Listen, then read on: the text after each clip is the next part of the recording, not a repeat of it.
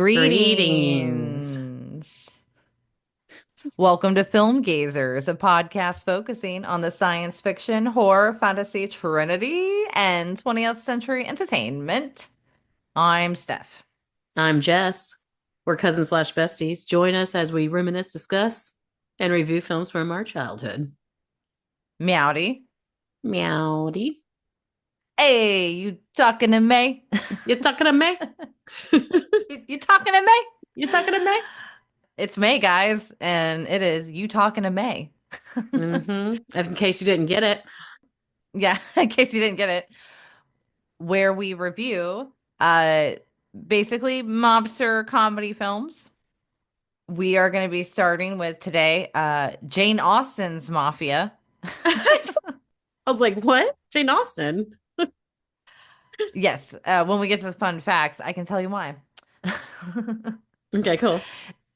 And then later this month, we'll also be doing Analyze This. Not that. And then in June, we are once again going to take a little bit of a summer break.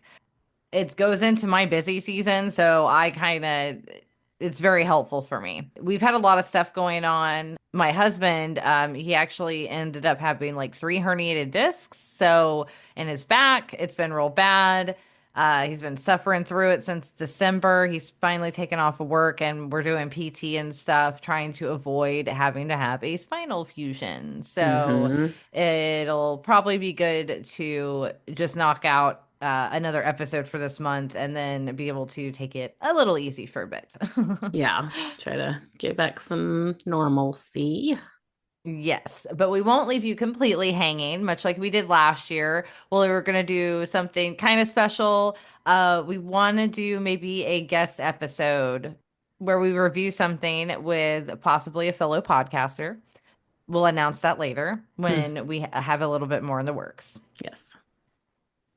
So, other than that, what you been watching? What you been doing?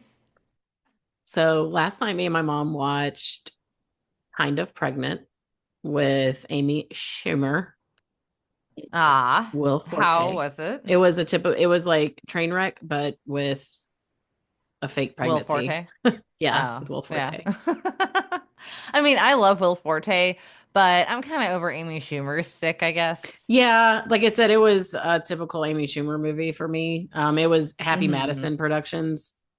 Ah, yeah. So I was surprised Adam Sandler didn't make an appearance in it, but his wife did. Who's his wife? She's in a lot of his movies, actually. As like a little, you see just a little Oh, guest huh. appearance. I guess I never knew. Yeah, you'll have to look her up and you'll be like, Yeah, I will oh, I later. know what she looks like. She kind of looks Yeah. like Dr. DeBro's wife a little bit from Who? Dr. DeBro from Botched. I don't know who that is either. From Botched. I still don't. I've never Dr. like Terry watched that DeBro. show. I'm sorry. I've never watched it. You've never seen an episode of Botched, really? I don't think Oh, so. it's so Or like good. maybe I've seen clips, like not enough to where I would know who the hell anyone's name Yeah, I love him. is. He's got me through some tough times, Terry. Anyways, So, yeah, other than the other than kind of pregnant. Kitchen Nightmares, I think. I think I just been doing that. Kitchen Nightmares. Time, I feel like Yeah. when I'm home after work, time just goes by so fast. I don't have time to do a whole lot.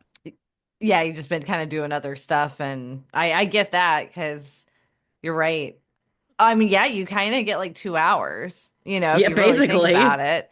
So if you really like, it's either like, oh, are you going to watch something or are you going to use that time for maybe some other stuff that you probably have to do or get done, or even just want to enjoy a different hobby? Right. Like maybe I just don't want to sit on the couch and watch TV. Exactly. Yeah. Yeah. Like there's going to be those nights where I'm like, ugh, like I don't want to do that either. Yeah. And then when it's nice, like me and Gabe have been trying to ride our bikes as Heck much as we yeah. can. I get that feeling, but we have been the opposite with since he's been injured. Mhm. So we've been kind of staying inside a little bit more. So I've been watching a lot of stuff. Yeah. Sometimes you need that too. Yeah. So what you been watching? Yeah. Yeah, so we have watched, and funny enough, a couple of spoofs actually. So in theme with today, in our pick, we watched Mars Attacks. Still classic, still loved it. Really? It's been a while. Oh yeah, I mean, it was still really, I mean, it was just weird, yeah, like and stupid in certain parts, but I have fond memories of it, and it's one of my favorite pinball games, like ever. Okay. I would play it at the network video when I was a kid. I didn't realize there was a And network video out there too. yeah. We had a network video. It's yeah, and they had a whole little like side area and it had like arcade, games. Like not a Mm, ton, but it yeah, was I had quite a pinball. few. I think yeah, it had some Stephanie was a couple of bit of a pinballs and pinball wizard when she was a kid. I was I mean, it wasn't that good, but I was decent. I was decent. But you were obsessed, like not obsessed, but you love some pinball. I did, and I still do to this day. Anytime we went somewhere, you had to check out the pinball machines. It's true. And I suck at pinball, so Oh, I loved it. And I would even like play the like digital, like a computer simulation yeah. pinball like in middle school. I was like really into I think it was called like Galaxy Pinball. Yeah. But I also played a lot of Tetris too. I played more Tetris for sure. Yeah. Yeah. Anyway, that was my Mars Attacks side quest. We also watched Galaxy Quest, I still watch that one which a lot. oh yeah, I'm still gonna say it's probably one of the best spoofs Hmm. Agreed. in my opinion. Yeah, like it is still funny enough. It holds its own. It's spoofing it without overly spoofing it, Right. kind of like what we saw and what we watched Yes, today. exactly. Yeah. We also watched Meet the Parents. Hadn't seen that one in a really long time. Wasn't as funny as I remembered, and I felt like everyone was an asshole in it. Mm, I could see that. Yeah. So it was almost like almost Like aggravating, but everyone's it an was asshole fine. here. Yeah, it was still had really funny parts. Like with the did you milk the cat, I Greg, got or nipples. whatever? Can you Like milk me? yeah. Yeah, like all You of can milk those anything with nipples. all of those scenes and references with the cat Jinxie. and him. Yeah. It was still pretty funny. Yeah. We also finally watched The Greatest Showman after having multiple people recommend it to us. Like I had a coworker that recommended it. Andrew had a friend who's like, "Oh yeah, I really like that one for a musical." Because some people are just so one way or the other. Hmm. People have a strong opinion on musicals. Exactly. And I'm not like any different. Like there are some musicals I love and there are some musicals that I hate. And this Hmm. was one of the ones that I did not like. Yeah, I didn't. And I love Hugh Jackman. Mhm. Like I'm a huge fan of his. And didn't it have Zendaya Hated in it? this.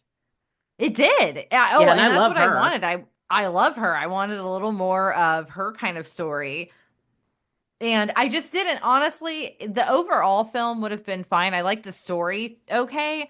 I just didn't like the music personally. It was just that constant upbeat. It was like Rent. And that's another one of the musicals that everyone loves that I didn't really enjoy because the music is Hmm. like just so constantly upbeat. And certain, like I said, it's during certain times where you're like, I mean, we don't have to really sing that. Right.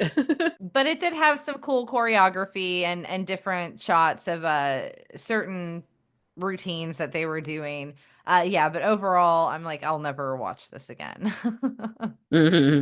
I watched it. I put it on as one of those like cleaning the house movies Hmm. and don't remember much of it at all. I just Yeah, remember like that's he like wanted to not be poor, basically. yeah, and then he gets real snooty, and that's the thing too, because I just didn't really like his character overall either. He was Yeah. kind of a douchebag as well. Um, he was still profiting off of like kind of extorting people who were weird, like Right. it's like I just like yeah, I was like I don't know why this was so popular. I don't get it. They hadn't seen proper musicals. Oh, perhaps. We also watched Unleashed with Jet Li. That's old, right? Yeah, it was like I think late 90s. It has Okay. Bob Hoskins in it, I think, or who was it? Yeah, Bob Hoskins is the bad guy. From Who Framed Roger Rabbit? Yes, and mermaids. Awesome. Nice. And mermaids, that's how you I know know. them. I love the movie Mermaids, and I always feel like Bob I Hoskins. loved Roger Rabbit. But this movie was nothing like I thought. I guess I mixed it up with the one that he also did around that time. Because most of this movie is like him learning kind of how to be a person after being like imprisoned like a dog his entire life with like Morgan Freeman. Oh shit. It was, I yeah, don't remember that at it was all. no, exactly. I was like, I guess I didn't see this one, or I completely forgot like most of it. So yeah, it was actually a pretty fun watch, but just wasn't what I expected at all. Like I was looking for like just complete martial arts and like there's huge chunks of it, where he's not doing anything like that. Like it's more Yeah. drama almost. So Drama. was not expecting that. I thought that was pretty funny. And that also it was Luke Besson that did it. And he's the guy who did The Fifth Element and Leon the Professional. Hmm. So yeah, I Nice. thought that was interesting. We also finally watched the Super Mario Bros. Movie. It was fine. It was fine. Yeah, I mean, it was like a kid's movie. I guess there were a couple Yeah. of fun Easter eggs and stuff that I saw throughout it. I don't know. I guess I just felt like it wasn't necessary. Yeah, it didn't have anything that stuck in my mind really. Agreed. Like it wasn't like, oh, that was great. Like I feel like Chip and Dale was way better. Yeah. for, I for like a I like nod that to one. something older. Right. Gabriel was not a fan of Chip and Dale. God, I loved it. And we also finally watched Wolfman that just came out. We were wanting to Hmm. see that. Yeah, how was it? It had me throughout the first half, but I thought it was going to go in a slightly different direction, and it didn't. And it went into one that I felt was like, okay, like it kind of floppy ending for me. Floppy.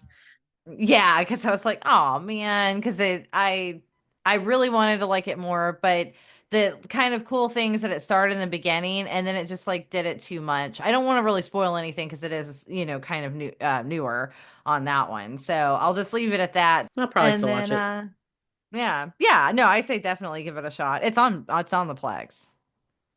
On the Plex. It's on the Plex. And then, of course, we've been watching some Frasier and Steven Universe. It's my little before bed stuff. And I also started the ACOTAR series, or a Hmm. Court of Thorns and Roses. Yes. Andrew and I are reading it together. I want to read that one too. Yeah, so you should get a copy as well, and we can discuss it. I know a couple of people who are into it at work and everything, and they're like, "Oh my God, you have to read it." And I'm not a big fantasy reader, and I just finished another fantasy book, so I've read the first three chapters so far, and it's not bad. It's definitely written well so far. Like it's not incredibly simple writing for Right. fantasy. It doesn't have like that young adult, I guess, kind of style that I know a lot of books in these genres kind of have. So I was grateful for that. And Okay. well, and I'll see how it goes. Like I'm literally three chapters. So I mean it's kind of like any classic, I feel like fantasy intro. She's poor and taking care of her family, and they had come from somewhat, I think, higher, or middle class at this time, but it's still very like medieval. They're living in a cabin and there's woods, and you get the little bit about, oh, the Fae that once ruled them, and now there's a wall built, but they still will come and kidnap people. The Nice. huge. My fave. Yeah, sounds good. Yeah, yeah. So I'm like, you're gonna love it for sure. And even Andrew, he's a few chapters ahead of me, and he said that like and you as well, since you're such a fantasy reader, you guys will probably get things that she was probably inspired by. He says there's something that she's writing, mentioning that he felt like he got like Wheel of Time, like a monster from like Wheel of Time or something vibes, Hmm. stuff like that. So he was like, oh yeah, you can tell she's like into fantasy, like she's a fantasy Right. She's person. done her research. Yes, she's an author because like she's done like several series and stuff. So I was like, oh, okay. Because my coworker said I actually might like one of her other series better because it's not as romance. It's more of the Mm. adventure. And she was like, "Oh, you might have," she was like, "Oh, I was thinking maybe you should have started with that one." And I was like, "It's too late. I already bought this other book." So I was like, "I'm Yeah, it's too starting with late. this one." What was It's the too other late. I one? already spent the money. I think it's called like a something of iron, or it's I don't know. You know how your fantasy books all have like the throne of this, the courts of Yeah. that. I Hang on, let me look. Oh, I think it's called Throne of Glass. That's what it is. like it. That's the series name, and the books are called The Assassin's Blade, Crown of Midnight, and Queen of Shadows. And then she has Nice. also a Crescent City series as well. So yeah, so she has like I three different I series just of love that books. there's a huge resurgence in like this fantasy series. No, that's true. All of those fans are now getting like, Plethora. yeah. You don't have to stick to like classics or like The same stuff just over and boring over. old man Yeah. fantasy. Like I want some young, fresh fantasy.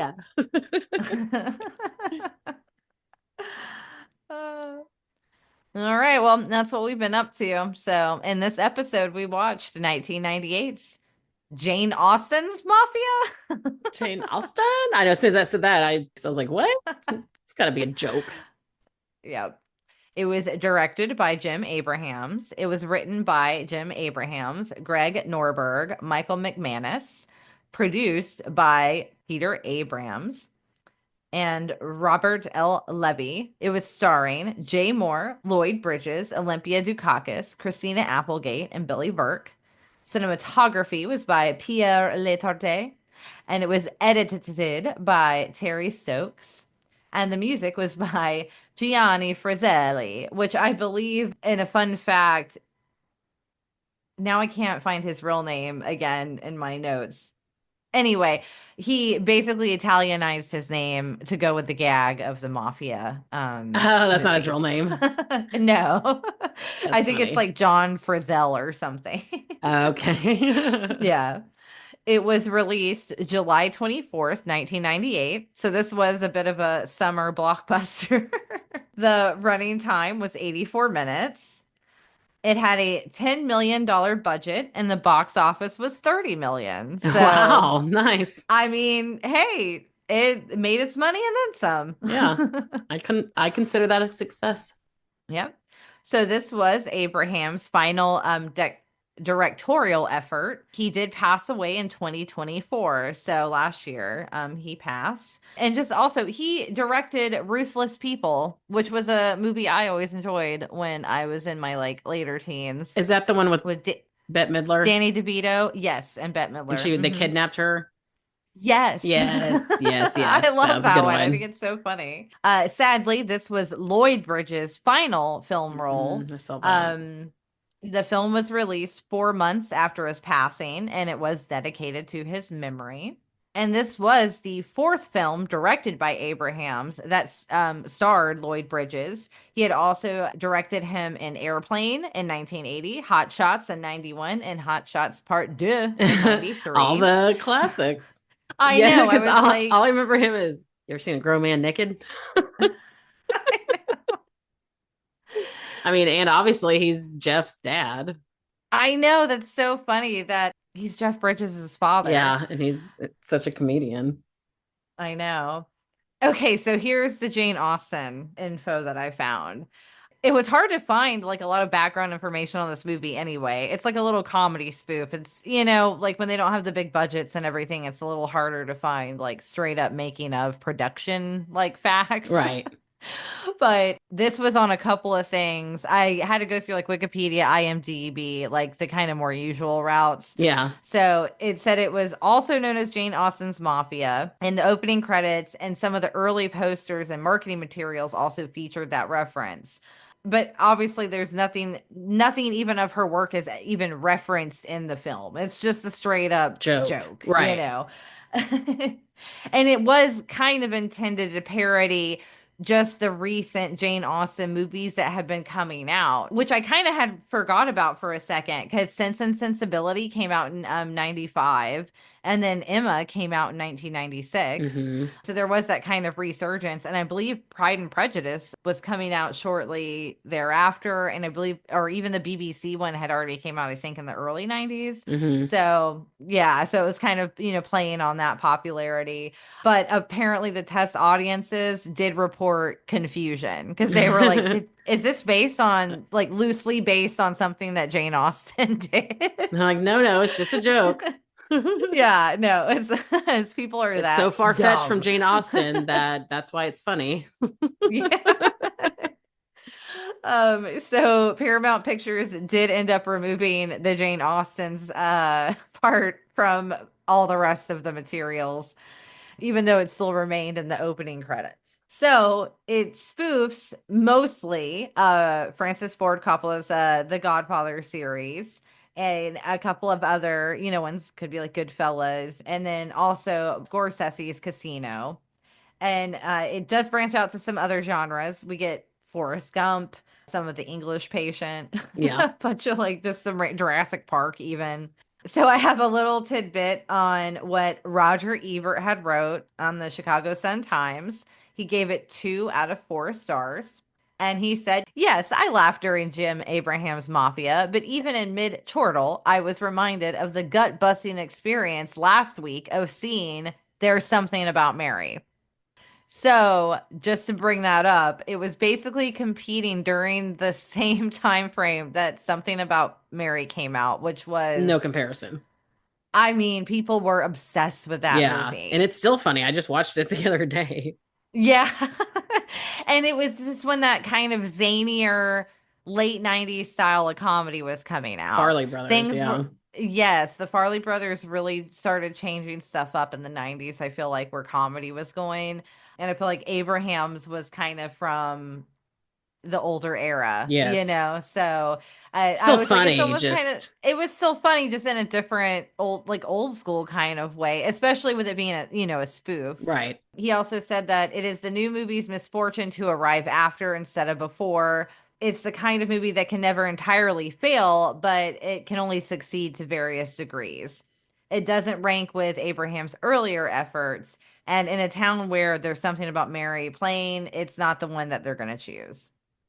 And overall, a lot of people like ragged on this film, though. Like, I feel like Mm. Roger Ebert's was kind of the nicest I one. kind of remember that now that you say that.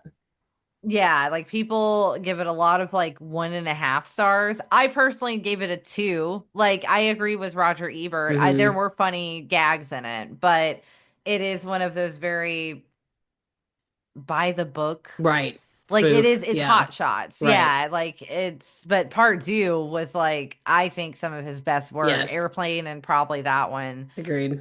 really take the cake with like The how he delivered the spoofery. spoofery. Yes. Like perfectly. Yeah.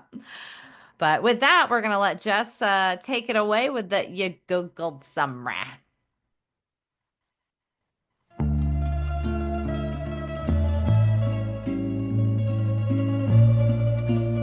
This zany spoof of gangster movies charts the rise and pratfalls of the Cortino crime family.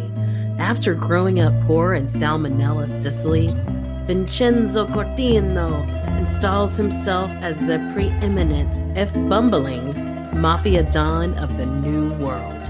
But now he must pass on power to one of his 2 sons, either level-headed veteran Anthony or vituperative loose cannon Joey.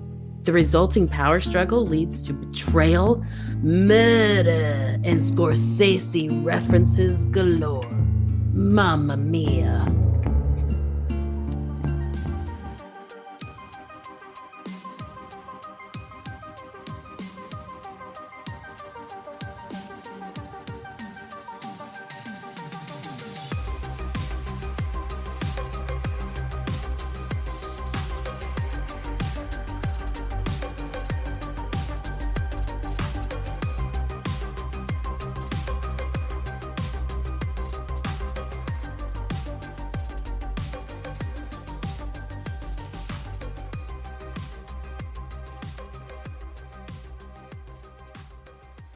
That's a spicy That's a meatball. spicy meatball.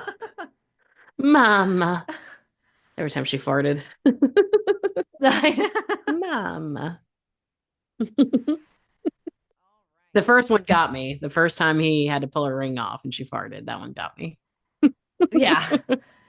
And then it was just the running gag the rest of the. Yeah. So this was your pick. Hmm. You obviously have memories of this film. I remember When loving this movie. And this is yeah. still to this day why anytime instead of excuse me, I always say excusey. It is because of this movie. Obviously, I have very little memories of it, though. Like very Oh, okay. specific pieces from it stayed with me. You just remember watching it a lot. And I remember pretty much only watching this at your house. Hmm. And it occasionally, I think, was on Comedy Central later. And then I would leave it on and watch it more often when I think I was a later teen at that point, though, when it was playing. And then I would watch it every time it would come on. I'm pretty sure we had it recorded on VHS Nice. because I remember writing Mafia on On. like the sticker. Of course. Oh, it's so funny. All right, well, that we'll get into it. Yeah, I still liked it. I probably would watch it again, to be honest. It is, like I said, I agree with Roger Ebert. It's not a complete failure. Hmm. It has funny parts. It just, it's not even a super long movie. It's a pretty average It runtime, did but it does. feel really long. It felt like it was 2 hours. I know, and because it drags after like I don't know if it's the second half or really like maybe the last like quarter or so, like maybe third, because it's a lot of gags. It's a lot of jokes all at once, very rapid fire. If you don't laugh at one thing, you're probably going to laugh at maybe the next thing, And like that kind of stuff. that I was okay with. It was the whole like middle and mostly the middle where he kind of kept doing the same thing over and over again It did. It got a little repetitive with like in the whole that, and Dawn thing and like it was just trying to stick so much to The Godfather yeah, that to it where was it that's got where I think it boring. lost it. It did. It got really boring. Like towards the end, that's when I kind of just started looking up my facts. Like when Right. I Like, was all watching it, because I was like, all right. right. Like the first part of it I thought was funny. Like I giggled a lot throughout. I feel like after Christina Applegate leaves, it's not as funny. Yes. Yeah. It was after that whole like first opening scene, then it was kind of once he went to where did he go? Vegas. He's Vegas. supposed to be in Yeah. Vegas. Yeah. That's when I think Because it got kind of like boring. exactly. For anyone who has not seen this movie, if you've seen The Godfather, you know what this movie is. It literally takes even some scenes like almost exactly Right. Just and spoofs it. and spoofs it, which is, like I really did enjoy the like Corleone scene when he's supposed to be in the restaurant and getting the gun out of the bathroom. But instead he gets like soaked by the toilet Right. and it's And it has like somebody else's name on the gun. yeah. And he goes out there and he shoots them and like it's not overly gory. It's just like this red mark like on them. And then the guy like finishes eating his spaghetti and then he dies. Like it's silly. Also the scene when he actually the Don is dying and they even have the Chucky child instead Yes. of the That was grandfather always that a had scene that stuck with me. yeah. Like that was the silly. And he has the watermelon instead of an orange like Right. in his mouth. So it had a couple of scenes in the like latter part, but yeah, like you said, they all just go downhill. I think that was when they were trying to do more casino Yes. because they're mixing those two in, but that they didn't like execute as well.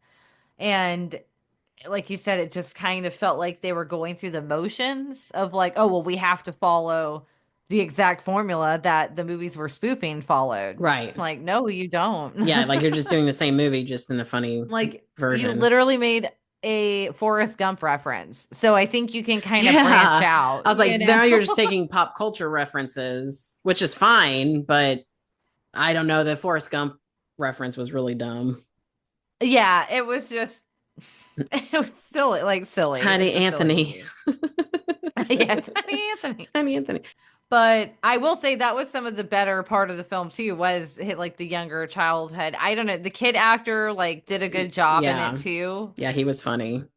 Yeah, he like nailed the timing, I guess. But some of the funnier things I have written down, which I think we should title this episode possibly, was Home of Warm That's Mayonnaise. exactly what I had written. Did you? Yes, I was gonna say that was my favorite part. Salmonella, home of warm mayonnaise. I was, it was one of the ones where I was like, oh, okay, that made me Yeah, giggle. that made me laugh out loud for sure. I So also like the funny. one where when they meet Diane, which is Christina Applegate's character, which is supposed to be spoofing the Diane Keaton character, Okay. Kay in The Godfather. He says something, he's like Bella, and she's like Lugosi. I don't think I even noticed that.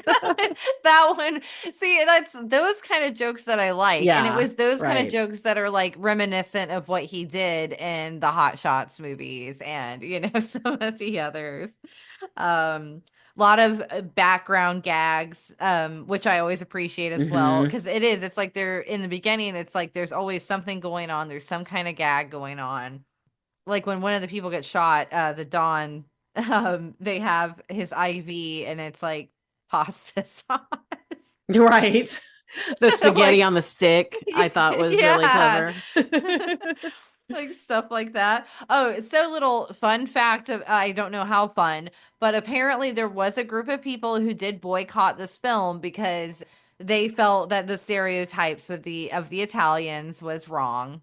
Oh, well, I mean, and that is the right. It is very stereotypical, and I could see how maybe some people could be offended, possibly.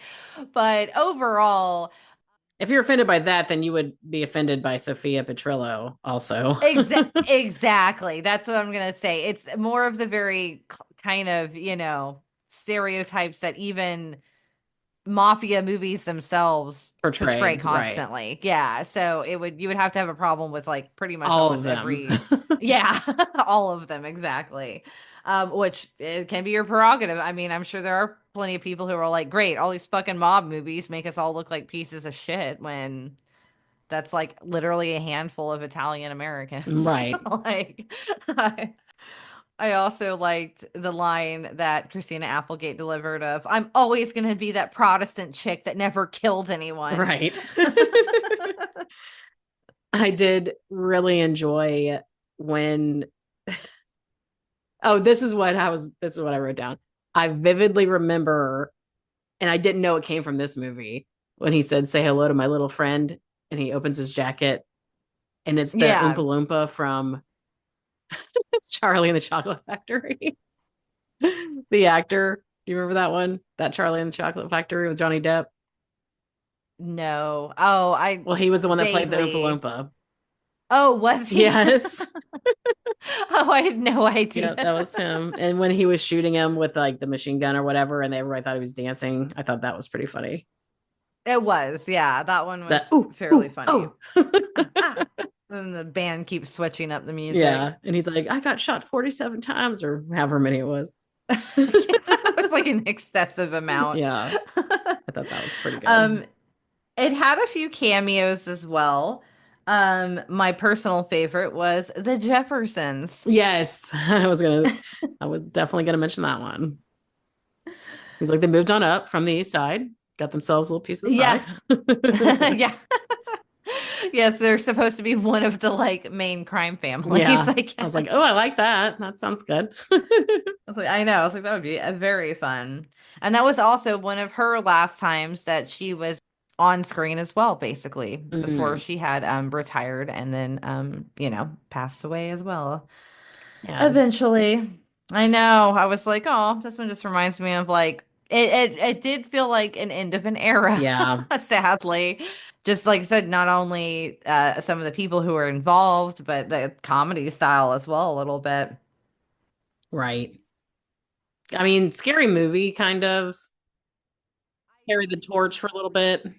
it was the resurgence of it. Yeah. They were able to do it in a slightly younger, like more for younger Hmm. audiences, I feel like was really what it was. Yeah, it's like the new generation's Airplane. Yeah. I just call that style of comedy Airplane. It's the Airplane style. Funny. In the airplane style. In the Airplane style of filmmaking. Subgenre. Yeah, it was okay. It was okay. It was fine. And I laughed. Like I said, the first half had me giggling.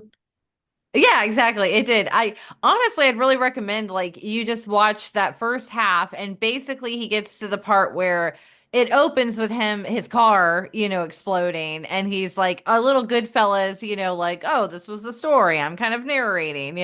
But once it gets to the scene where it's supposed to be like post his like car explosion, although they do have him all like messed up and burned looking and Yeah. everyone's like all disgusted by him or whatever. English patient style. Yeah, but so pretty much all around that kind of after, you could just turn it off. Or fast forward. Yeah. Yeah. But up until then, I mean, another part I thought was funny was their like lovemaking scene or whatever when they both take their hair down.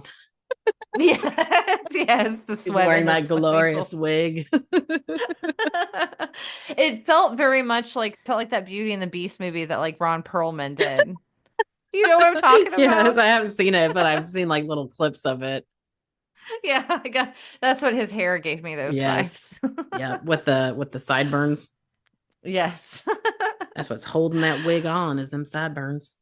I don't know. But so Jay Mohr, I mean, when I think about him, I'm like, oh, Jay Mohr. But then when I really think about it, I'm like, what has he really done? He was in that movie with Jennifer Aniston, and that's the movie that put Jay Mohr on my radar. I'm gonna look it up real quick. Picture perfect. Yes, yes. Yes, I'm looking up his stuff right Yeah, now. that's why But he wasn't the lead, right? yeah, he was the one she No, fell in he love with. was. Oh, yeah, that's He right. was like she hired him to play her boyfriend because her Okay. boss wouldn't like promote her because she was just a single woman and she couldn't be tied down. So therefore she couldn't be a loyal employee to the company. Mm. Oh my God, he was the voice of Polly. I forgot Yes. about that movie. I Yes. loved that I did movie when I too was a with Tony kid. Shalhoub. Yeah. Is it? Yeah. Oh my God, yeah, it is. He's the one that has Polly that Polly's telling a story to. That's right. Oh my God. I'm gonna have to add that on my To be watch list. list. Yeah. Polly. I forgot. I used to watch that one, yeah, a lot. Yeah, picture perfect, man. That was I because I loved her whole all of her outfits in that movie and the way she wore Hmm. her hair. And the way she wore her And the way she hair. wore her hair. Isn't that a song? Yeah, beyond compare. And she looks no one on her. It's like a punk song, right? I feel like Could I dance with another yeah, when I saw her that's a Beatles standing? song. I was thinking of the punk version, the cover. Yeah, And yeah. then I was like, oh wait. Now that I remember it. Oh, Suicide Kings. That's what else Jay Moore did. And I loved that I don't remember movie. that one. It was the one with Christopher Walken, and it's a crime comedy as well. Oh, that would have been a good one for maybe this one. I was a slightly different crime, but yeah, I had it on DVD. Yeah, it came out in 97. Oh, It was rated R. Oh, and Dennis Leary was one of the big side characters with the mob So I boss. used to love Dennis Leary. I know.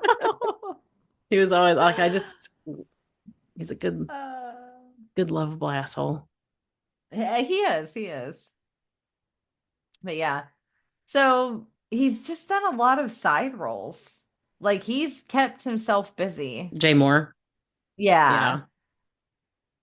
Like he was in 200 Cigarettes. He was in Yes. Street Kings, Simone, King's Ransom, and a Christmas movie. He was in that Pluto Nash Oh with my Eddie God. I forgot about Murphy. that one. That was a really bad one. He was in Jerry Maguire, Hmm. and he was in Go. I Mm. remember Oh watching my that God, I movie at forgot your about house a that lot as one. I well. totally forgot about that one. I gotta write that on the list. Here we go. Writing I some have a down. So notes of like yeah. movies I forgot about. Yeah. Anywho, welp, that was Mafia. And as always, you can find us at Film Gazers on the social medias. Check out our Discord if you'd like, Film Gazers podcast community. And remember to check out our next episode, which will be Analyze This. Not Mm-hmm. that. Not that, but this. You talking to May? You talking to May? Time to hit the dusted trail. Until next time. Later, Later, taters. taters. Ooh, ooh.